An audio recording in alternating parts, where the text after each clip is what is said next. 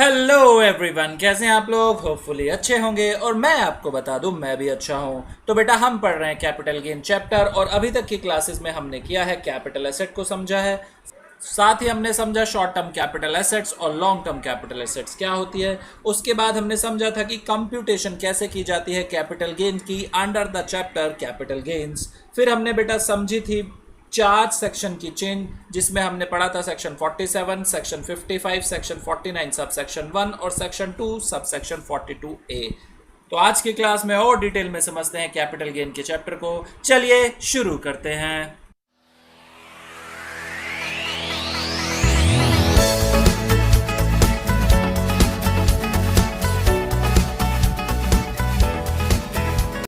तो बेटा last class में हमने स्टार्ट किया था सेक्शन 47 जो बात करता था उन ट्रांजैक्शन की जो ट्रांसफर नहीं मानी जाएगी और उनके ऊपर कैपिटल गेन टैक्स नहीं लगेगा। हमने यहाँ पर 5 ट्रांजैक्शन बेटा डिस्कस की थी और 5 ट्रांजैक्शन के साथ ही 4 सेक्शन की एक चेन जो बनाई थी हमने, सेक्शन 47 की, section 2 sub section 42 capital A की, सेक्शन 49 सब सेक्शन 1 की और सेक्शन 55 की। ये हमने चेन की थी 4 सेक्शन की। चलिए नेक्स्ट जो है ट्रांजैक्शन उसकी बात करते हैं।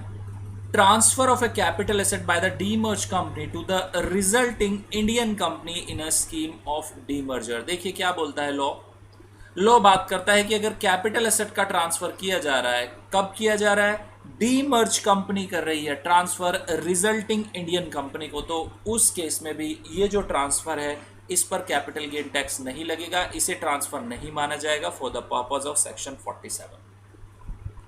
अब यहां पे अराइज होते हैं बेटा दो क्वेश्चन। सबसे पहला कि सर पीरियड ऑफ होल्डिंग क्या रहेगा, और दूसरी अगर बात करें कॉस्ट ऑफ एक्विजिशन की तो वो क्या होगी। तो समझिए बेटा एक कंपनी है बेटा ABC लिमिटेड। अब ये जो कंपनी है इसकी 3 डिवीजन है। डिवीजन ए क्या करती है बेटा, टेक्सटाइल का बिजनेस देखती है। डिवीजन बी क्या देखती है, वो देखती है मैन्युफैक्चरिंग का बिजनेस। और डिवीजन सी क्या देखती है बेटा, वो सॉफ्टवेयर का बिजनेस। ठीक है। अब ABC लिमिटेड क्या करती है, जो सॉफ्टवेयर बिजनेस है उसे अलग यूनिट बना देती है, उसके लिए एक C लिमिटेड कंपनी बना देती है, और जितनी भी एसेट्स एंड लायबिलिटीज थी इस सॉफ्टवेयर बिजनेस से रिलेटेड वो सारी की सारी कहाँ गई, C लिमिटेड में ट्रांसफर कर दी जाती है। तो ये कंसेप्ट होता है बेटा डीमर्जर का। अब देखिए लॉ क्या बात कर रहा है। लॉ बात कर रहा है कि जो असेसी है उसने शेयर्स होल्ड किए थे ABC लिमिटेड में, यानी उसका वो शेयर होल्डर था। अब होता क्या है, ABC लिमिटेड ने C लिमिटेड कंपनी को तो अलग कर दिया, ये कंपनी बेटा कहलाएगी रिजल्टिंग कंपनी, और जो ABC लिमिटेड है ये हमारी क्या है, डीमर्ज्ड कंपनी, ओल्ड कंपनी भी हम इसे बोल सकते हैं। ठीक है। तो जो शेयर होल्डर ABC लिमिटेड का था डीमर्ज होने के बाद, तो लॉ यहां पर बात कर रहा है बेटा जब ये डीमर्जर हुआ और डीमर्ज कंपनी ने कैपिटल एसेट्स ट्रांसफर की, किसे ट्रांसफर की, रिजल्टिंग इंडियन कंपनी को, तो उस केस में ये जो ट्रांसफर है वो ट्रांसफर नहीं माना जाएगा। दूसरी हम यहां पर बात कर रहे हैं कि बेटा पीरियड ऑफ होल्डिंग कैसे कंसीडर किया जाएगा। तो पीरियड ऑफ होल्डिंग का क्वेश्चन कहां पे अराइज होता है बेटा, देखिए जो रिजल्टिंग कंपनी के शेयर्स मिले शेयर होल्डर को, इनके बारे में लॉ पूछना चाहता है कि पीरियड ऑफ होल्डिंग इनका क्या रहेगा।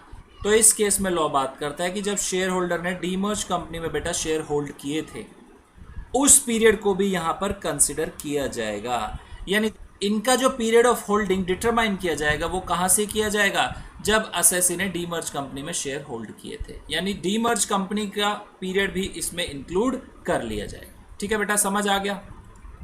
अब बात करते हैं बेटा कि cost of acquisition, in shares का जो असेसी को मिले रिजल्टिंग कंपनी में, इन शेयर्स का बेटा कॉस्ट ऑफ एक्विजिशन क्या होगा। तो लॉ बात करता है, देखिए जब असेसी ने शेयर एक्वायर किए थे डीमर्ज कंपनी में, उन शेयर्स का लीजिए आप cost of acquisition, total cost of acquisition ले लिए। ठीक है। अब इस कॉस्ट ऑफ एक्विजिशन को बेसिकली प्रोपोर्शनेट करना है डीमर्ज कंपनी और रिजल्टिंग कंपनी के रेशो में। रेशो क्या होगा, पहले कि रिजल्टिंग कंपनी को जितनी भी असेट रिसीव हुई उन सबका क्या करिए आप नेट बुक वैल्यू ले लीजिए, net book value of asset transferred divided by demerge company की जो बेटा नेटवर्थ है उससे आप उसे प्रोपोर्शनेट कर दीजिए। अब नेटवर्थ में क्या आएगा सर, नेटवर्थ में आएगा बेटा, देखिए नेटवर्थ में कंपनी की जितनी भी एग्रीगेट पेड अप कैपिटल है उसमें जनरल रिजर्व ऐड कर दीजिए, वो क्या हो जाएगा, नेटवर्थ हो जाता है। ठीक है, समझ आ गया। यानी paid up capital plus general reserve, ये क्या हो गया, नेटवर्थ हो गया। ट्रांसफर और issue of share by a resulting company in a scheme of demerger. देखिए अब किस ट्रांजैक्शन को एग्जेम्प्ट कर रहे हैं बेटा, बेसिकली वो कहते हैं कि जो ये रिजल्टिंग कंपनी बनी है और इस रिजल्टिंग कंपनी ने जो पुराने शेयर होल्डर थे उन्हें क्या किया बेटा, शेयर इशू किया है, उस ट्रांसफर को भी यहां पर एग्जेम्प्ट कर दिया गया है। समझ आ गया बेटा। अर्लियर ट्रांजैक्शन में उन्होंने क्या एग्जेम्प्ट किया कि डीमर्ज कंपनी रिजल्टिंग कंपनी को जितनी भी कैपिटल एसेट दे रही है वो एग्जेम्प्ट हो गया। नेक्स्ट ट्रांजैक्शन में उन्होंने क्या एग्जेम्प्ट किया, उन्होंने एग्जेम्प्ट किया कि रिजल्टिंग कंपनी जो भी शेयर्स प्रोवाइड करा रही है डीमर्ज कंपनी को, उसे भी ट्रांसफर नहीं माना जाएगा, वो भी एग्जेम्प्ट है, कैपिटल गेन अराइज नहीं होगा दोनों ही ट्रांजैक्शन में। ठीक है बेटा, समझ आ गया। Next, transfer of share by a shareholder in a scheme of amalgamation. समझिए बेटा, देखिए बेटा अमलगमेशन में होता क्या है, कल मैंने आपको अमलगमेटिंग और अमलगमेटेड कंपनी बताई थी। अमलगमेटिंग कंपनी कौन सी होती है बेटा, वो कंपनी जो अमलगमेट हो रही है, ठीक है, यानी जो मर्ज हो रही है किसी दूसरी कंपनी में जाके, जिसका वजूद खत्म हो रहा है। हमने कल ये लैंग्वेज यूज की थी। दूसरी हमने बात की थी अमलगमेटेड कंपनी की, जिसमें अमलगमेटिंग कंपनी मर्ज हो जाती है, वो क्या होती है बेटा, अमलगमेटेड कंपनी होती है। ठीक है, अब देखिए बेटा पॉइंट नंबर 8 बात क्या कर रहा है, पॉइंट नंबर 8 बात कर रहा है कि जो शेयर होल्डर्स हैं अमलगमेटिंग कंपनी के, अमलगमेटिंग कंपनी के जो शेयर होल्डर हैं, ये क्या कर रहे हैं, ये अपने शेयर्स ट्रांसफर कर रहे हैं अमलगमेटेड कंपनी को। ठीक है बेटा, तो लॉ बोलता है ये जो शेयर ट्रांसफर किए जा रहे हैं इसे ट्रांसफर नहीं माना जाएगा अगर इन शेयर्स के बदले अमलगमेटेड कंपनी क्या कर रही है, अमलगमेटेड कंपनी भी शेयर होल्डर को शेयर्स इशू करती है, तभी ये एग्जम्पशन होगा, अदरवाइज ये एग्जम्पशन नहीं मिलेगी। और साथ ही ये जो अमलगमेटेड कंपनी होनी चाहिए, ये कौन होनी चाहिए, ये होनी चाहिए बेटा इंडियन कंपनी। ध्यान है बेटा, कल 5 ट्रांजैक्शन हमने पढ़ी थी 47 में। 5वीं ट्रांजैक्शन क्या बात करती थी कि अगर अमलगमेटिंग कंपनी ट्रांसफर करती है कैपिटल एसेट किसी इंडियन अमलगमेटेड कंपनी को, तो ये क्या हो जाएगा, ट्रांसफर नहीं माना जाएगा, कैपिटल गेन अराइज नहीं होगा, ये एग्जम्प्ट कर दिया गया बेटा। दूसरा 8th पॉइंट क्या बात करता है, वो बात करता है कि जो अमलगमेटिंग कंपनी के शेयर होल्डर्स हैं वो अमलगमेटेड कंपनी को शेयर ट्रांसफर कर रहे हैं और बदले में अमलगमेटेड कंपनी अमलगमेटिंग कंपनी के शेयर होल्डर्स को शेयर इशू करती है, इसे भी ट्रांसफर नहीं माना जाएगा, प्रोवाइडेड अमलगमेटेड कंपनी क्या होनी चाहिए, इंडियन कंपनी होनी चाहिए। इतनी बात समझ आ गई बेटा। अब एक बात और समझिए बेटा, एक एग्जाम्पल लेते हैं। एक कंपनी है बेटा एक्स लिमिटेड, दूसरी कंपनी है वाई लिमिटेड।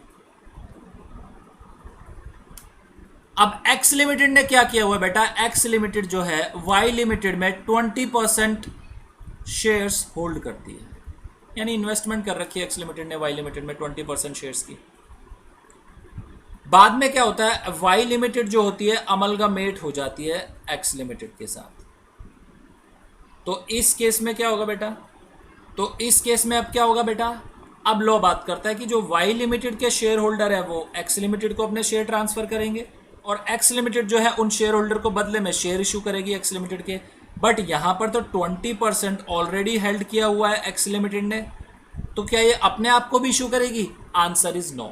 लॉ यहां पर बोलता है कि इन केस अगर अमलगमेटेड इंडियन कंपनी ने ऑलरेडी अमलगमेटिंग कंपनी में शेयर्स होल्ड किए हुए हैं तो उन शेयर्स को छोड़ दिया जाएगा, उनके बदले शेयर इशू नहीं किया जाएगा। लॉ यहां पर ये बात करता है। आइए 8th पॉइंट पर आते हैं फटाफट से। Any transfer by a shareholder in A scheme of amalgamation of share held by him in amalgamating company, ये तो एग्जेम्प्ट है ही बेटा। कंडीशन देख लेते हैं।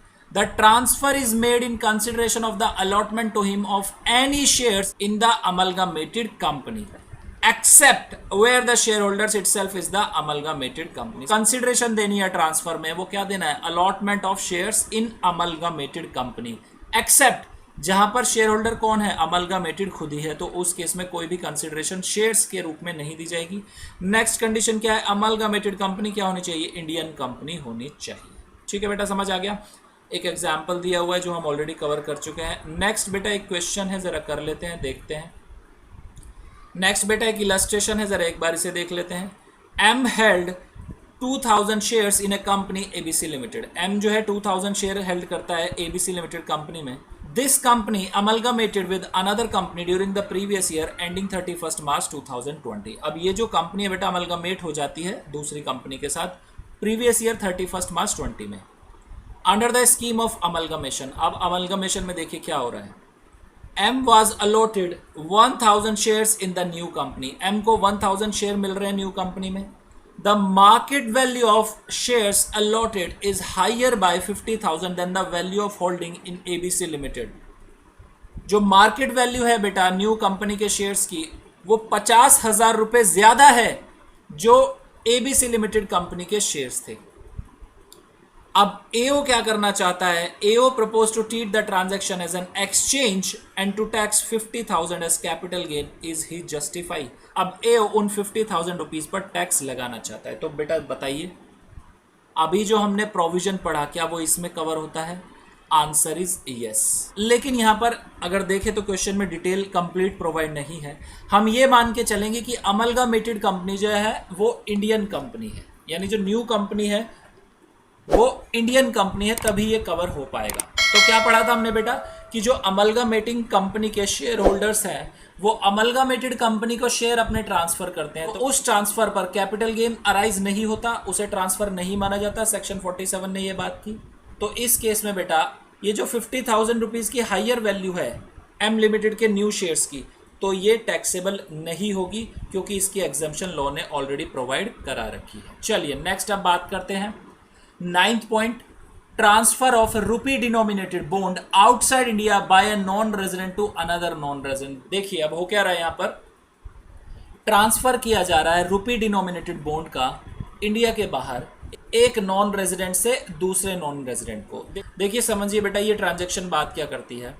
अब देखिए बेटा जरा रुपी डिनोमिनेटेड बॉन्ड्स का कंसेप्ट समझ लेते हैं, आरडीबीज का।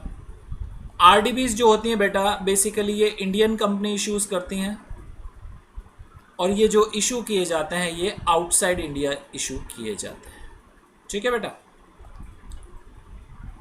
आरडीबीज इशू करने का पर्पस क्या होता होगा? फंड्स को बोरो करना। ठीक है, इतनी बात समझ आ गई। चलिए दूसरी बात समझिए बेटा, जो एग्जम्पशन प्रोवाइड कराई जा रही है सेक्शन 47 में, वो क्या एग्जम्पशन प्रोवाइड कराई जा रही है? वो एग्जम्पशन प्रोवाइड कराई जा रही है कि अगर एक नॉन रेजिडेंट जिसने रुपी डिनोमिनेटेड बॉन्ड्स खरीदे हैं वो ट्रांसफर करता है आरडीबीज को दूसरे नॉन रेजिडेंट को, किसी भी नॉन रेजिडेंट को, तो उस केस में ये जो ट्रांसफर है बेटा उसे ट्रांसफर नहीं माना जा रहा है और जो इस ट्रांजैक्शन पर कैपिटल गेन अराइज होगा बेटा उसे मना कर दिया गया है, वो एग्जेम्प्ट कर दिया गया है। इतनी बात समझ आ गई। चलिए अब एक इसमें प्रॉब्लम आती है, उसे भी डील कर लेते हैं। फॉरेन करेंसी फ्लक्चुएशन रिस्क आप सभी जानते हैं। इंडियन कंपनी ने रुपी में बॉन्ड इशू कर दिए और रुपी में अमाउंट बोरो कर ली इंडिया में। ठीक है, और जब वो पेमेंट करेगी उन बॉन्ड्स की तो वो भी रुपी में करेगी, यानी बेटा करेंसी एक्सचेंज का रिस्क जो है वो इंडियन कंपनी पे तो बिल्कुल भी नहीं है। इंडियन कंपनी ने रुपी में ही फंड्स बोरो किए और रुपी में ही पेमेंट कर दी।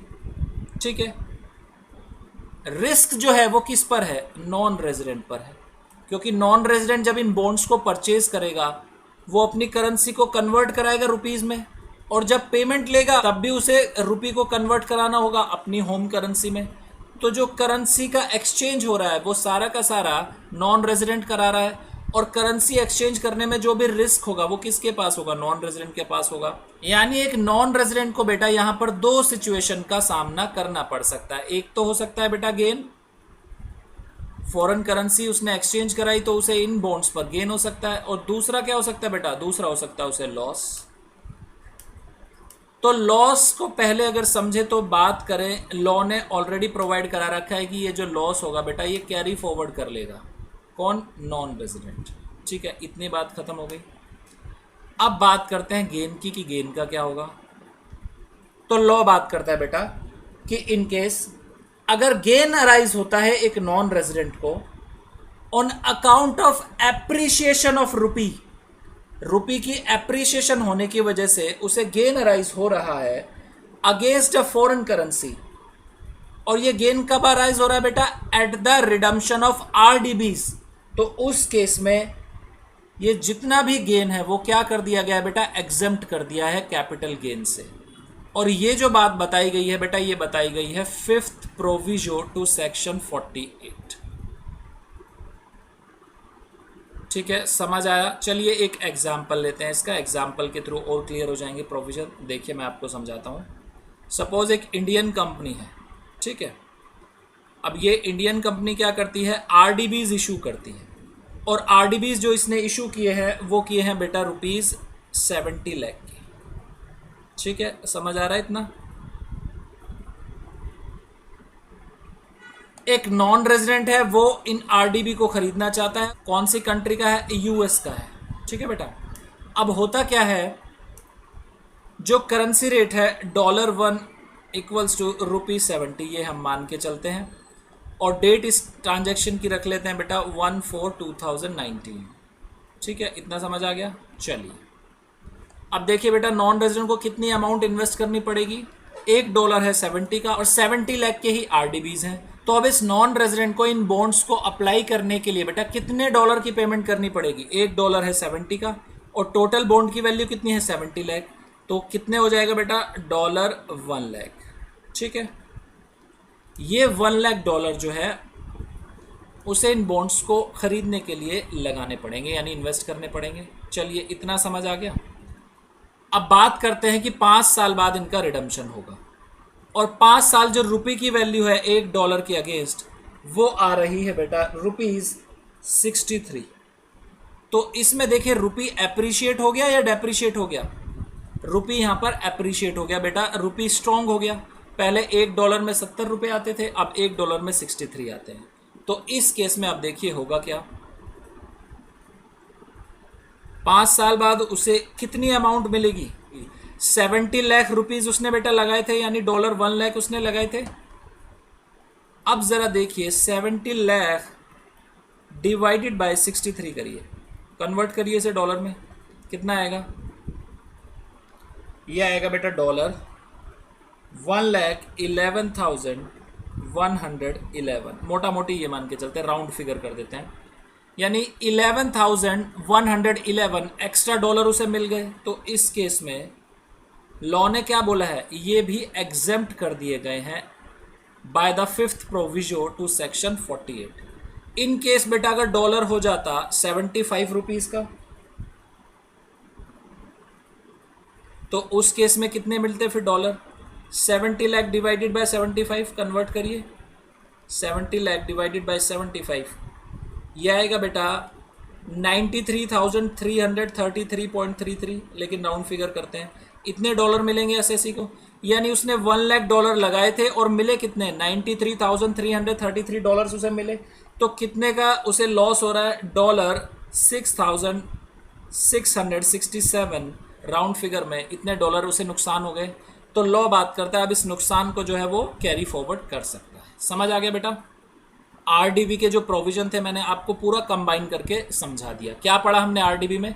आरडीबी में हमने पढ़ा कि अगर एक नॉन रेजिडेंट आउटसाइड इंडिया आरडीबीज को ट्रांसफर कर रहा है टू अनदर नॉन रेजिडेंट, तो उस केस में ये जो ट्रांसफर है उसे ट्रांसफर नहीं मानते उस पर, और जो कैपिटल गेन टैक्स यहां पर लगेगा वो नहीं लगेगा। एक बात इतनी समझ आ गई।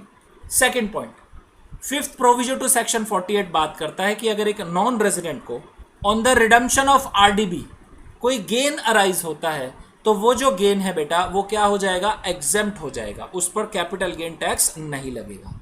और लॉस की बात करें तो जो लॉस होगा वो बेटा कैरी फॉरवर्ड हो जाएगा। ठीक है, इतना समझ आ गया? ठीक है बेटा, ये था हमारा आरडीबी का प्रोविजन। चलिए अब नेक्स्ट आगे बढ़ते हैं। Transfer of government security outside India by a non resident to another non resident. देखिए अगर कोई गवर्नमेंट सिक्योरिटी है इंडिया के बाहर, एक नॉन रेजिडेंट उसे दूसरे नॉन रेजिडेंट को ट्रांसफर कर रहा है, तो उस केस में भी बेटा ये ट्रांसफर जो है कैपिटल एसेट का वो ट्रांसफर नहीं माना जाएगा, कोई भी कैपिटल गेन टैक्स यहां पर नहीं होगा। Next, redemption of sovereign gold bonds by an individual. याद करिए बेटा, कल हमने पढ़ा था कि जो इंडेक्सेशन के प्रोविजन होते हैं वो किसी भी बॉन्ड पर अवेलेबल नहीं होते, बट दो बॉन्ड्स पर इंडेक्सेशन के प्रोविजन अप्लाई हो जाते थे, सॉवरिन गोल्ड बॉन्ड्स और कैपिटल इंडेक्स बॉन्ड्स। ठीक है बेटा, लॉ यहां पर बात करता है कि अगर रिडम्पशन हो रही है सॉवरिन गोल्ड बॉन्ड्स की एक इंडिविजुअल के थ्रू, तो उस केस में जो भी रिडम्पशन होती है बेटा उसे ट्रांसफर नहीं माना जाता, यानी रिडम्पशन पर जो भी अमाउंट मिलेगी एसएससी को उस पे कैपिटल गेन टैक्स नहीं लगेगा। समझ गए बेटा। चलिए नेक्स्ट अब बात करते हैं अगले प्रोविजन की, जो बात करता है transfer of specified capital asset to the government और यूनिवर्सिटी। याद करिए बेटा, जब हमने कैपिटल एसेट की डेफिनेशन पढ़ी थी तो हमने वहां पर पर्सनल इफेक्ट्स में से कुछ कैपिटल एसेट्स को बाहर कर दिया था, जैसे jewellery, sculptures, drawings, paintings, any work of art, ये हमने बाहर किए थे। अब लॉ क्या बात कर रहा है कि अगर एसएससी के पास कोई स्कल्पचर है या वर्क ऑफ आर्ट है या ड्राइंग है या पेंटिंग है, कोई मैन्यूस्क्रिप्ट है या कोई आर्कियोलॉजिकल कलेक्शन है, उसे वो क्या करता है, उसे वो किसी यूनिवर्सिटी या नेशनल म्यूजियम या नेशनल आर्ट गैलरी को दे देता है, यानी ट्रांसफर कर रहा है वो कैपिटल एसेट का। तो उस केस में लॉ बोलता है ये जो ट्रांसफर है उसे हम ट्रांसफर नहीं मानेंगे एज पर सेक्शन 47। ये वो बात करते हैं। समझ आ गया बेटा। चलिए नेक्स्ट, ट्रांसफर और कन्वर्जन ऑफ बॉन्ड्स और डिबेंचर एटसेट्रा इनटू शेयर्स और डिबेंचर्स। देखिए इस प्रोविजन में क्या बात करता है लॉ बात कर रहा है कि एक एसएससी जिसके पास एक कंपनी के डिबेंचर्स हैं, ठीक है बेटा, डिबेंचर्स एक कंपनी के उसने परचेज किए थे डिबेंचर। अब होता क्या है, जब रिडम्पशन के टाइम इन डिबेंचर को क्या किया जा रहा है, कन्वर्ट किया जा रहा है शेयर्स में। तो ये जो कन्वर्जन है बेटा ये क्या है, ट्रांसफर है। तो ये जो कन्वर्जन है बेटा इसे लॉ बोलता है कि जब डिबेंचर को शेयर्स में कन्वर्ट किया जा रहा है कंपनी के, उसी कंपनी के जिस कंपनी के वो डिबेंचर थे, तो सेक्शन 47 इस ट्रांसफर को बेटा एग्जम्प्ट करता है, इसे ट्रांसफर नहीं माना जाएगा। दूसरी बात, पीरियड ऑफ होल्डिंग क्या होगा इस केस में सर, तो लॉ बात करता है जब डिबेंचर हेल्ड किए थे एसएससी ने, उस पीरियड से जब कन्वर्ट हुए हैं शेयर वो भी इंक्लूड कर लिया जाएगा for the purpose of period of holding of these shares. समझ आया बेटा। यानी डिबेंचर जब एसएससी ने परचेज किए थे उस डेट से लेके शेयर जब कन्वर्ट हुए वो पीरियड भी इंक्लूड कर लिया जाएगा पीरियड ऑफ होल्डिंग में शेयर्स का। ठीक है बेटा, इतना समझ आ गया। चलिए नेक्स्ट, कॉस्ट ऑफ एक्विजिशन की बात करते हैं। तो इस केस में कॉस्ट ऑफ एक्विजिशन क्या होगा, तो लॉ बात करता है जो डिबेंचर की कॉस्ट ऑफ एक्विजिशन थी वो शेयर्स की कॉस्ट ऑफ एक्विजिशन मान ली जाएगी। ठीक है, ये बताता है सेक्शन 49 के प्रोविजन। चलिए नेक्स्ट पॉइंट पर आते हैं, conversion of preference share into equity share. अब प्रेफरेंस शेयर को इक्विटी शेयर में कन्वर्ट किया जा रहा है तो इसे भी ट्रांसफर नहीं माना जाएगा। पीरियड ऑफ होल्डिंग क्या होगा, प्रेफरेंस शेयर जब हेल्ड किए थे एसएससी ने और कन्वर्ट जब हो रहा है उस पीरियड को भी इंक्लूड कर लिया जाएगा पीरियड ऑफ होल्डिंग में। सेक्शन 2 सबसेक्शन 42 कैपिटल ए ये बात करता है। नेक्स्ट, कॉस्ट ऑफ एक्विजिशन क्या होगा, तो जो प्रेफरेंस शेयर का बेटा कॉस्ट ऑफ एक्विजिशन था वो ही कॉस्ट ऑफ एक्विजिशन हो जाएगा इक्विटी शेयर्स के लिए। ठीक है बेटा, समझ आ गई इतनी बात। चलिए अब रिवर्स मोर्टगेज के कंसेप्ट को समझ लेते हैं, transfer of capital asset under reverse mortgage. तो बेसिकली ये जो स्कीम आई थी बेटा रिवर्स मोर्टगेज की, ये लेके आए थे former finance minister mister P Chidambaram ji. ये लेके किसके लिए आए थे, ये स्कीम जो वो लेके आए थे, ये लेके आए थे उन सीनियर सिटीजन्स के लिए जिनके पास एक हाउस प्रॉपर्टी तो है, रहने के लिए घर तो है, रेजिडेंशियल हाउस प्रॉपर्टी है, बट समहाउ उनके पास कोई मंथली इनकम नहीं है जिससे वो अपनी टेक केयर कर सके। तो यहाँ पर एक स्कीम प्रोवाइड कराई गई थी रिवर्स मोर्टगेज की। उसमें क्या फैसिलिटी प्रोवाइड कराई गई एसएससी को, उसमें ये फैसिलिटी प्रोवाइड कराएगी कि एसएससी जो है अपनी हाउस प्रॉपर्टी को किसी शेड्यूल बैंक के पास या हाउसिंग फाइनेंस कंपनी के पास मोर्टगेज कर दे और बदले में जो शेड्यूल बैंक है या हाउसिंग फाइनेंस कंपनी है उन्हें लम्प सम पेमेंट कर दिया करेगी हर मंथ। ठीक है बेटा, मैक्सिमम जो टेन्योर होगा इस रिवर्स मोर्टगेज स्कीम का वो होगा बेटा 20 ईयर्स का। ठीक है, तो अब इस केस में होगा कैसे, कौन सी ट्रांजैक्शन को एग्जम्प्ट किया जा रहा है, किसे टैक्सेबल किया जा रहा है, एक बार वो समझ लेते हैं। आइए, लॉ बात करता है एक सीनियर सिटीजन है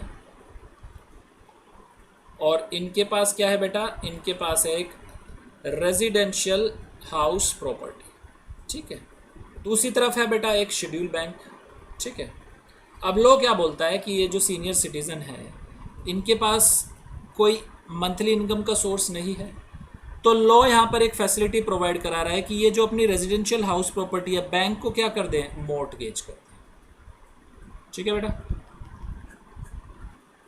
और बदले में बैंक क्या किया करता था बेटा, उन्हें बैंक जो है लमसम पेमेंट दे दिया करता था। ठीक है। तो लॉ यहाँ पर बात कर रहा है बेटा कि ये जो मॉर्टगेज कर रहे हैं असेसी बैंक को अपनी हाउस प्रॉपर्टी, इस ट्रांजैक्शन को उन्होंने क्या कर दिया बेटा, एग्जम्प्ट कर दिया अंडर सेक्शन 47। दूसरी बात, ये जो लमसम पेमेंट मिलेगी उन्हें मंथली सीनियर सिटीजन को, इसका क्या होगा, तो उसके लिए बेटा सेक्शन 10 सबसेक्शन 43 ने एग्जम्पशन प्रोवाइड करा दी है कि ये जो लमसम पेमेंट है ये भी टैक्सेबल नहीं होगी in the hands of assessee. ठीक है, दो चीज़ें हो गई। अब क्वेश्चन ये राइज होता है कि सर आपने मैक्सिमम पीरियड बताया 20 ईयर्स का, इन केस असेसी जो है वो 20 ईयर्स तक जिंदा रह जाते हैं, इस केस में बैंक अब रिकवरी कैसे करेगा। तो लॉ ने बताया कि इन केस अगर सीनियर सिटीजन असेसी अगर जिंदा हैं तो बैंक जो है इनसे रिकवर करेगा अपनी अमाउंट अलोंग विद इंटरेस्ट। ठीक है बेटा। इन केस ये जिंदा नहीं है तो इनके जो लीगल हेयर्स होंगे बेटा वो प्रोवाइड कराएंगे जो अमाउंट होगी along with interest. Next, in case जो असेसी है वो अनेबल है, वो पेमेंट नहीं कर पा रहा, या जो लीगल हेयर्स है वो पेमेंट नहीं कर पा रहे, तो क्या करेगा बैंक, कैसे रिकवर करेगा। तो लॉ बात करता है कि बैंक जो है उस केस में इस हाउस प्रॉपर्टी को सेल कर देगा और जो भी अमाउंट उसे रिसीव होगी उस अमाउंट से वो अपना रिकवरी कर लेगा। अगर अमाउंट उसे जितनी उसका बैलेंस ड्यू था उससे ज़्यादा मिलती है तो जो भी बैलेंस बचेगा वो बेटा सीनियर सिटीजन को या लीगल हेड्स को बैंक प्रोवाइड कराएगा। और एक बात और ध्यान रखना, इन केस बैंक जो है हाउस प्रॉपर्टी को सेल कर रहा है तो उसमें बैंक को जो सबसे पहला ऑप्शन प्रोवाइड कराना पड़ेगा सेल का, वो किसे प्रोवाइड कराना पड़ेगा, असेसी को या उसके लीगल हेड्स को। ठीक है बेटा, समझ आ गया concept of reverse charge mortgage. Next बेटा, transfer of units by a unit holder under consolidating scheme of mutual fund 16 point, transfer of units by a unit holder under consolidating plan of mutual fund scheme. देखिए इन दोनों provision में वो क्या बात कर रहे हैं मैं आपको समझाता हूं। तो देखिए बेटा लॉ क्या बात कर रहा है, यहाँ पर लॉ बात कर रहा है कि एक असेसी है। ठीक है बेटा, उस असेसी ने क्या किया है, म्यूचुअल फंड जो है उसकी यूनिट उसने परचेज कर रखी है। ठीक है बेटा, म्यूचुअल फंड्स और इसकी जो यूनिट्स हैं वो असेसी के पास है। ठीक है, इतना समझ आ गया। अब होता क्या है बेटा, ये जो म्यूचुअल फंड है ये मर्ज हो जाता है किसी दूसरे म्यूचुअल फंड के साथ। असेसी के पास जो यूनिट है वो यहाँ पर ट्रांसफर हो जाएगी बेटा न्यू म्यूचुअल फंड में, और ये जो म्यूचुअल फंड है इसे अपनी यूनिट्स इशू कर देगा। ठीक है, इस ट्रांजैक्शन को उन्होंने एग्जेम्प्ट कर दिया है। लॉ बात करता है कि जो कंसोलिडेटिंग स्कीम होगी जिसमें म्यूचुअल फंड मर्ज हो रहा है दूसरे म्यूचुअल फंड के साथ, वो बेटा सेम नेचर के होने चाहिए। जैसे अगर म्यूचुअल फंड है इक्विटी ओरिएंटेड, कौन सा है बेटा, इक्विटी ओरिएंटेड, तो ये जो म्यूचुअल फंड है ये किसके साथ कंसोलिडेट होना चाहिए, ये कंसोलिडेट होना चाहिए इक्विटी ओरिएंटेड म्यूचुअल फंड के साथ ही। अगर ये किसी डेट ओरिएंटेड म्यूचुअल फंड के साथ होता है तो उस केस में बेटा एग्जेम्पशन नहीं मिलेगी। समझ आ गया, इक्विटी ओरिएंटेड किसके साथ मर्ज हो, इक्विटी ओरिएंटेड के साथ, तब ये एग्जेम्पशन मिल जाएगी। दो इक्विटी ओरिएंटेड म्यूचुअल फंड है वो एक इक्विटी ओरिएंटेड म्यूचुअल फंड के साथ कंसोलिडेट हो रहे हैं तब भी एग्जम्पशन मिल जाएगी। इन केस अगर डेट ओरिएंटेड म्यूचुअल फंड है और वो इक्विटी ओरिएंटेड के साथ मर्ज हो रहा है तब एग्जम्पशन नहीं मिलेगी। डेट ओरिएंटेड म्यूचुअल फंड है और वो डेट ओरिएंटेड म्यूचुअल फंड के साथ कंसोलिडेट हो रहा है तब भी एग्जम्पशन मिल जाएगी। नेक्स्ट दो बातें और ध्यान दें, period of holding section 242 capital A और कॉस्ट ऑफ एक्विजिशन, इस केस में क्या होंगे। तो लॉ बात करता है period of holding in units की। तो इन यूनिट्स का जब पीरियड ऑफ होल्डिंग डिटरमाइन किया जाएगा उसमें कौन सा पीरियड इंक्लूड किया जाएगा, जब म्यूचुअल फंड जो है बेटा मर्ज हुआ है दूसरे म्यूचुअल फंड के साथ, यानी कंसोलिडेटिंग स्कीम में जब वो कंसोलिडेट हो रहा है उस पीरियड को भी इंक्लूड कर लिया जाएगा while determining the period of holding of the units. ठीक है, समझ आ गया। नेक्स्ट बात करते हैं कॉस्ट ऑफ एक्विजिशन की। तो लॉ बात करता है जो कॉस्ट ऑफ एक्विजिशन थी बेटा ओल्ड यूनिट्स की, वही cost of acquisition new units के लिए मानी जाएगी। तो बेटा यहां पर हमारा सेक्शन 47 खत्म होता है, और साथ ही मैंने 47 के साथ साथ आपको 242 कैपिटल ए और सेक्शन 49 के प्रोविजन भी इनसे कोरिलेट करके बता दिए। ठीक है बेटा, चलिए बेटा अब एक एग्जाम्पल है उसे देख लेते हैं। In which of the following situation capital gain tax liability does not arise, यानी capital gain tax liability arise नहीं होगी कौन कौन सी सिचुएशन में। पहली बात, mister A purchase gold in 1970 for ₹25,000। In the previous year 1920 he gifted it to his son at the time of marriage. अब देखिए मिस्टर ए ने परचेज किया था बेटा गोल्ड 1970 में 25,000 का, प्रीवियस ईयर 1920 में उन्होंने ये गिफ्ट कर दिया अपने लड़के को उसकी शादी में। Fair market value of the gold on the day the gift was made was ₹1 lakh. Fair market value जो थी बेटा गोल्ड की उस दिन थी 1 लाख रुपीज। तो बताएं इसमें capital gain tax liability arise होगी या नहीं होगी। याद करिए बेटा सेक्शन 47 की सेकंड नंबर की ट्रांजैक्शन जो मैंने आपको कराई थी, गिफ्ट, अगर गिफ्ट होता है कैपिटल एसेट का तो क्या हो जाएगा बेटा, वो एग्जेम्प्ट हो जाएगा, वो टैक्सेबल नहीं होगा। याद आ गया बेटा। चलिए next, a house property is purchased bye HUF in 1945 for 20,000. It is given to one of the family member in previous year 1920 at the time of partition of the family. FMV on the date of partition was 12 lakh. अब देखिए HUF ने house property purchase की थी 20,000 की। अब क्या हो रहा है, प्रीवियस ईयर 1920 में पार्टीशन हो रहा है HUF का। उस केस में क्या किया जा रहा है, ये प्रॉपर्टी जो है, ये हाउस प्रॉपर्टी जो है बेटा वो फैमिली मेंबर को दी जा रही है।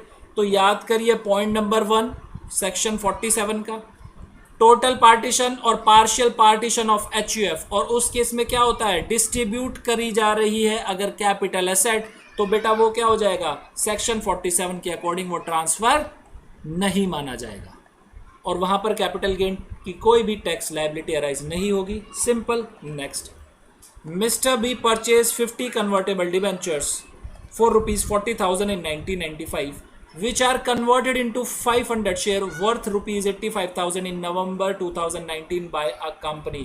अब देखिए मिस्टर बी ने परचेज किए थे 50 कन्वर्टेबल डिबेंचर्स 40,000 के 95 में, बाद में वो कन्वर्ट हो गए 500 शेयर में, 85,000 उनकी वर्थ है नवंबर 2019 में। तो बेटा पॉइंट नंबर 13 सेक्शन 47 का हमने वहां पढ़ा था कि अगर कन्वर्ट होते हैं डिबेंचर शेयर्स में तो वो भी क्या होता है, ट्रांसफर नहीं होता। ठीक है बेटा, समझ गए। चलिए नेक्स्ट अब करते हैं बेटा सेक्शन नंबर 55 जो हमारा बैलेंस बचा हुआ है, section 55 cost of acquisition. Section 55 cost of acquisition of certain assets at a glens.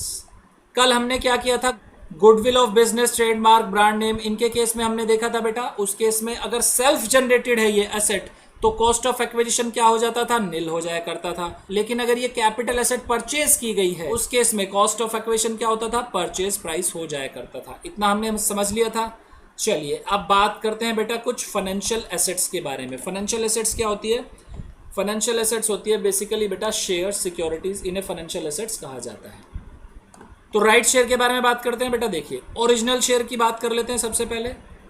Original share कौन से शेयर होते हैं, ओरिजिनल शेयर्स बेटा वो शेयर्स होते हैं कि जिन शेयर्स के बेसिस पर राइट शेयर प्रोवाइड किए जाते हैं असेसी को, वो क्या कहलाते हैं, ओरिजिनल शेयर। अब ओरिजिनल शेयर के केस में कॉस्ट ऑफ एक्विजिशन क्या होगा बेटा, सिंपल जितनी भी अमाउंट पेड की गई है और उन ओरिजिनल शेयर को परचेज करने के लिए वो अमाउंट क्या हो जाएगी, उनकी कॉस्ट ऑफ एक्विजिशन। ठीक है, amount actually paid for the acquiring the original share. अब असेसी को क्या मिल रहा है, राइट मिल रहा है, राइट्स एंटाइटलमेंट। तो उस केस में कॉस्ट ऑफ एक्विजिशन क्या होगा, तो आंसर इज निल। कोई भी कॉस्ट ऑफ एक्विजिशन नहीं होता जब भी राइट एंटाइटल होते हैं असेसी को, तो कोई भी कॉस्ट ऑफ एक्विजिशन नहीं होता। Next, right share acquired by the assessee. अब असेसी क्या कर रहा है, राइट शेयर एक्वायर कर रहा है, तो उस केस में सिंपल बेटा जो भी परचेज प्राइस होगा उन शेयर्स का वही कॉस्ट ऑफ एक्विजिशन हो जाएगा। Next, right share which are purchase by the person in whose favour the assessee has renounce the rights entitlement. अब देखिए ये सिचुएशन क्या बात करती है। अब देखिए बेटा हो क्या रहा है इस केस में, एक असेसी है, उसे क्या हुआ, राइट एंटाइटल हुआ। ठीक है बेटा, राइट एंटाइटल हुआ। अब असेसी ने क्या किया, जब ये राइट शेयर मिलने वाले थे तो इसने क्या किया, इन राइट शेयर का जो राइट था वो रिनाउंस कर दिया बेटा किसी अनदर पर्सन के हैंड में। एनी अदर पर्सन हम यहां पर कह सकते हैं, एनी अदर पर्सन। तो लॉ बात करता है कॉस्ट ऑफ एक्विजिशन क्या होगा इस एसएसी के हैंड में उन राइट शेयर का। तो लॉ बात करता है purchase price of right shares, जो भी परचेज प्राइस था राइट शेयर का, ठीक है बेटा, माइनस करिए उसमें से जो अदर पर्सन ने अमाउंट पे की है असेसी को उन राइट शेयर को परचेज करने के लिए, less amount received from another person, ठीक है बेटा। जो बैलेंस बचा वो हो जाएगी cost of acquisition in the hands of assessee. Third point में ये बात करते हैं, ठीक है बेटा। Next is long term capital asset. ये बेटा सेक्शन 112A से रिलेटेड है, तो जब हम सेक्शन 112A करेंगे वहां पर मैं आपको समझाऊंगा। एनी अदर कैपिटल एसेट ये हम ऑलरेडी कल कवर कर चुके थे, तो सेक्शन 55 में बस हमारा एक प्रोविजन रह गया है जो सेक्शन 112A से रिलेटेड है, ठीक है, समझ आ गया। सेक्शन 47 पूरा हो गया बेटा, सेक्शन 55 कंप्लीट हो गया, बस 112A के प्रोविजन है, मैं आपको वो रिलेट करा दूंगा। हमारा section 2 sub section 42 capital A भी खत्म हो गया और साथ ही हमारा सेक्शन 49 भी कंप्लीट हो गया, ठीक है बेटा। अब जरा आते हैं एक बार चार्जिंग सेक्शन की डेफिनेशन पर। तो बेटा हमने सेक्शन 45 सब सेक्शन 1 में बेसिकली पढ़ा क्या था, हमने पढ़ा था कि अगर कैपिटल एसेट का ट्रांसफर होता है, ठीक है, कैपिटल एसेट का ट्रांसफर होता है तो उससे होने वाला प्रॉफिट या गेन वो टैक्सेबल हो जाएगा। कहाँ टैक्सेबल हो जाएगा बेटा, वो टैक्सेबल हो जाएगा under the head capital gain. और कब टैक्सेबल होगा, टैक्सेबल होगा उस प्रीवियस ईयर में जिस प्रीवियस ईयर में ट्रांसफर हुआ, ठीक है बेटा, ऐसा मैं लिख सकता हूँ ट्रांसफर टुक प्लेस। अब देखिए जिस प्रीवियस ईयर में ट्रांसफर हुआ उस प्रीवियस ईयर में टैक्सेबल होगा, ये बात करता है सेक्शन 45 सब सेक्शन 1। लेकिन बेटा इस प्रोविजन की है एक्सेप्शंस। मतलब ये हुआ कि जरूरी नहीं है कैपिटल गेन उसी प्रीवियस ईयर में टैक्सेबल किया जाए जिसमें ट्रांसफर हुआ है, उससे अलग प्रीवियस ईयर में भी किया जा सकता है। तो आइए बेटा देख लेते हैं उन केसेस को जिस प्रीवियस ईयर में ट्रांसफर हुआ है कैपिटल एसेट का, उस प्रीवियस ईयर में कैपिटल गेन टैक्सेबल नहीं किया गया, other than that previous year वो टैक्सेबल किया गया है। सबसे पहले हम बात करते हैं इंश्योरेंस रिसीट्स की, सेक्शन 45 सबसेक्शन 1 कैपिटल की। देखिए सेक्शन क्या बोलता है, असेसी के पास एक कैपिटल एसेट है और उस कैपिटल एसेट का असेसी ने इंश्योरेंस करा रखा है, ठीक है बेटा। अब होता क्या है, वो जो कैपिटल एसेट है बेटा, वो कैपिटल एसेट जो है वो डैमेज हो जाती है या उसका डिस्ट्रक्शन हो जाता है। और डैमेज और डिस्ट्रक्शन हो रहा है वो किस वजह से हो रहा है, 4 रीजन की वजह से हो रहा है। पहली बेटा कोई फ्लड आ गया, टाइफून आ गया, हरिकेन आ गया, साइक्लोन आ गया, अर्थक्वेक या कोई नेचर का अदर कन्वर्जन हो गया, उस वजह से क्या हो गया, डैमेज और डिस्ट्रक्शन हो गया, ठीक है। दूसरी बात, कोई राइट हो गए या सिविल डिस्टर्बेंस हो गई जिस वजह से वो कैपिटल एसेट बेटा डिस्ट्रॉय हो गई या डैमेज हो गई। तीसरा पॉइंट, एक्सीडेंटल फायर हो गई बेटा, दुर्घटनावश आग लग गई उस कैपिटल एसेट में, या एक्सप्लोजन हो गया, विस्फोट हो गया और उस वजह से वो डैमेज या डिस्ट्रक्ट हो गई कैपिटल एसेट, ठीक है। फोर्थ, एनिमी कंट्री से हमारी लड़ाई हुई और उस लड़ाई में क्या हो गया बेटा, हमारी एसेट जो थी उस पर आके एक मिसाइल गिर गई और हमारी एसेट डैमेज या डिस्ट्रक्ट हो गई।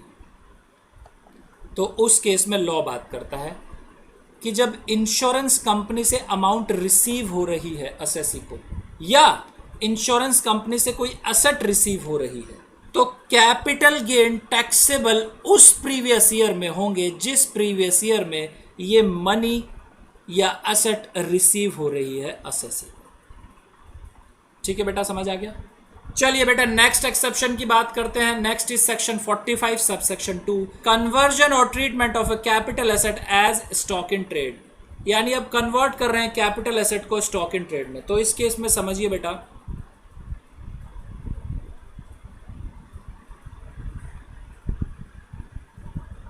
एक एसएससी है बेटा, ठीक है, और ये जो एसएससी है इसका बिजनेस क्या है, ये बेटा ज्वेलर है और ज्वेलरी में ये डील करता है, ठीक है। अब बेटा ये जो एसएससी है इसके पास भी अपनी कुछ ज्वेलरी है, ठीक है, जो ये पर्सनल पर्पस के लिए यूज़ करता है। लेकिन जैसा कि हमने पढ़ा था section 2 sub section 14 capital asset को डिफाइन करते थे, अगर एसएससी पर्सनल पर्पस के लिए भी ज्वेलरी यूज़ करता है तो वो पर्सनल इफेक्ट में नहीं कवर होती थी, वो क्या हो जाती थी बेटा, वो कैपिटल एसेट हो जाया करती थी बेटा, ठीक है। अब देखिए इस केस में क्या करता है एसएससी, ये जो ज्वेलरी है इसकी जो कैपिटल एसेट है ये अपने बिजनेस में लेके आता है, यानी अपनी जो ज्वेलरी है उसे कन्वर्ट कर रहा है स्टॉक इन ट्रेड में, यानी इसकी वो सेल करेगा अब अपने बिजनेस में। अब कुछ बातें बेटा मैं आपको याद दिलाता हूँ, याद करिए एक चैप्टर पीजीबीपी हमने पढ़ा था, पीजीबीपी का सेक्शन नंबर 28 हुआ करता था चार्जिंग सेक्शन, जो क्या बात करता था कि जहाँ पर कन्वर्ट की जा रही है कैपिटल एसेट एसआईटी में, तो उस एसआईटी से होने वाली बिजनेस इनकम वो कहाँ टैक्सेबल होगी, अंडर द हेड पीजीबीपी। याद आया बेटा, मैंने आपको वहां पर बताया था कि जब हम कैपिटल गेन चैप्टर करेंगे मैं आपको ये प्रोविजन कराऊंगा, ठीक है। तो इस ट्रांजैक्शन में बेसिकली दो चैप्टर इन्वॉल्व हो रहे हैं बेटा, एक तो हो रहा है हमारा पीजीबीपी चैप्टर और दूसरा हो रहा है कैपिटल गेन चैप्टर, ठीक है। अब ट्रांजैक्शन को बेटा इसे थोड़ा डिटेल में बनाते हैं और समझते हैं कौन सी इनकम बेटा कैपिटल गेन में टैक्सेबल होगी और कौन सी इनकम बिजनेस इनकम कहलाएगी, ठीक है। देखिए सपोज ये जो ज्वेलरी परचेज की थी एसएससी ने, वो बेटा परचेज की थी 1/6/2017 को, ठीक है बेटा, और जिस दिन एसएससी कन्वर्ट करता है कैपिटल एसेट को एसआईटी में, वो डेट है बेटा 1 अप्रैल 2019, ठीक है बेटा। थर्ड डेट की बात करें, अब थर्ड डेट की मैं बात करता हूं, सेल हो रही है ज्वेलरी की ऑन 1 जनवरी 2020। 3 डेट हो गई बेटा। ज्वेलरी को एसएससी ने कब परचेज किया था, 1 जून 2017 को। कन्वर्ट कब किया उसने स्टॉक इन ट्रेड में, 1 अप्रैल 2019 को। और इस ज्वेलरी की बिजनेस में कब सेल हो गई, ये सेल हो गई बेटा 1 जनवरी 2020, ठीक है बेटा। जिस डेट को ज्वेलरी परचेज की थी एसएससी ने, उसने परचेज की थी बेटा 1 लाख रुपीस की, और जिस डेट को एसएससी कन्वर्ट कर रहा है ज्वेलरी, उस डेट को ज्वेलरी की जो एफएमवी है वो है बेटा 5 लाख, और एसएससी ने जब बिजनेस में उसे सेल किया तो उसने सेल किया बेटा ₹10 लाख की। अब देखिए हम इसमें कैसे कैपिटल गेन का कंप्यूट करेंगे और कैसे बिजनेस इनकम कंप्यूट करेंगे। सबसे पहले मैं आपको कराता हूं business income compute. Business income simple निकलेगी बेटा, सेल प्राइस क्या है उस ज्वेलरी का, 10 लाख, ठीक है। 10 लाख में से माइनस कर दीजिए fair market value on the date of conversion, that is ₹5 lakh. तो कितनी अमाउंट हो गई बेटा बिजनेस इनकम, बिजनेस इनकम हो गई 5 लाख रुपीज। सिंपल समझ आ गया, यानी फॉर्मूला क्या बना, sale price of stock in trade minus FMV of the asset on the date of conversion, ठीक है। ये एक फॉर्मूला बन गया हमारा बिजनेस इनकम का, खत्म हुई बिजनेस इनकम। अब देख लेते हैं बेटा कैपिटल गेन कैसे कंप्यूट हो गए यहाँ पर। तो सेक्शन 48 के अकॉर्डिंग हम कंप्यूट करेंगे बेटा। सेक्शन 48 क्या बोलता है, सबसे पहले देखिए आप full value of consideration, full value of consideration वो क्या होगी बेटा, यहाँ पर बेटा फुल वैल्यू ऑफ कंसिडरेशन हो जाएगी जो एफएमवी है on the date of conversion, वो ही क्या हो जाएगी फुल वैल्यू ऑफ कंसिडरेशन, यानी एफएमवी हो गई हमारी 5 lakh minus cost of acquisition.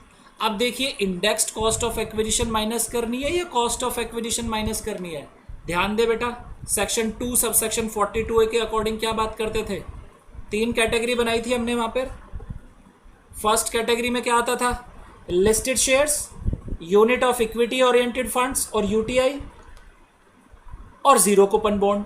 कहीं ज्वेलरी आ रही है, नो। सेकंड कैटेगरी याद करो, सेकंड कैटेगरी में अनलिस्टेड शेयर हुआ करते थे, लैंड और बिल्डिंग हुआ करते थे, वहां पर है ज्वेलरी? नो। थर्ड कैटेगरी याद करो बेटा, थर्ड कैटेगरी में क्या था? Units of date oriented fund, unlisted securities और अदर कैपिटल एसेट। क्या इसमें ज्वेलरी आ रही है? यस, अदर कैपिटल एसेट में बेटा ज्वेलरी कवर हो रही है। वहां पर पीरियड क्या था? अप टू 36 मंथ्स का जो पीरियड होता था वो शॉर्ट टर्म हो जाता था, याद है बेटा? तो ज्वेलरी जो कन्वर्ट की जा रही है वो कब कन्वर्ट की जा रही है? वो की जा रही है सर 1/4/2019। तो पीरियड ऑफ होल्डिंग क्या बनेगा एसएससी का कैपिटल एसेट का? 1/6/2017 से लेके 31 मार्च 2019। क्या ये बेटा 36 मंथ से ज्यादा है? Answer is no. तो बेटा ये क्या है? Short term capital asset. ठीक है, समझ आ गया इतना? कॉस्ट ऑफ एक्विजिशन देखिए क्या होगा? कॉस्ट ऑफ एक्विजिशन हो जाएगा 1 लाख रुपीज। तो बेटा रिड्यूस करिए 1 लाख, क्या बैलेंस आया? बैलेंस आता है 4 लाख रुपीज। तो ये क्या हो गया बेटा? ये हो गया sir short term capital gain, और ये टैक्सेबल हो जाएगा एसएससी के हैंड में। यानी दो इनकम यहाँ पर अराइज होगी बेटा, एक होगी हमारी कैपिटल गेन की और एक होगी बिजनेस इनकम की, और दोनों की दोनों टैक्सेबल होगी एसएससी के हैंड में। तो बेटा आज की क्लास इतना ही रखते हैं। तो बेटा ये थी हमारी आज की क्लास। अब आप करिए इसे रिवाइज। इन केस अगर आपको आती कोई प्रॉब्लम तो आप हमें कमेंट सेक्शन में लिख सकते हैं या आप हमें व्हाट्सअप कर सकते हैं। हमारा व्हाट्सअप नंबर है 8287377353। तो बेटा मिलते हैं नेक्स्ट क्लास में।